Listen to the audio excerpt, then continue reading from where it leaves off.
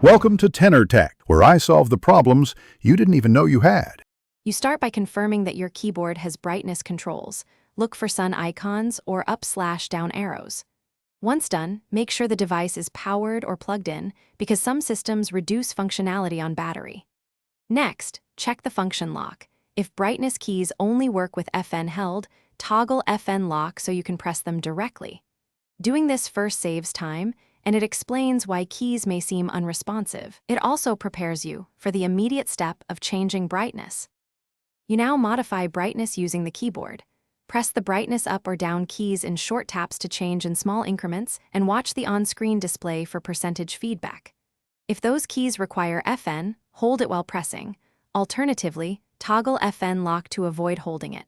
Some models use Shift, Control, or Alt combos. Check your manual if taps do nothing. Make each adjustment slowly so you can judge comfort. This method avoids overshooting and explains how the system applies increments. You finish by settling on the brightness level that feels right, and if needed, lock the FN state to prevent accidental changes. If the keys do not work, update your keyboard and graphics drivers and make sure brightness control is enabled in BIOS or UEFI. This often restores functionality. As a quick fallback, use your operating system display settings or the graphics driver panel for finer control and adaptive brightness. This helps when hardware shortcuts are disabled or when automatic adjustments override manual changes. Thanks for watching. Subscribe to keep your life in tune.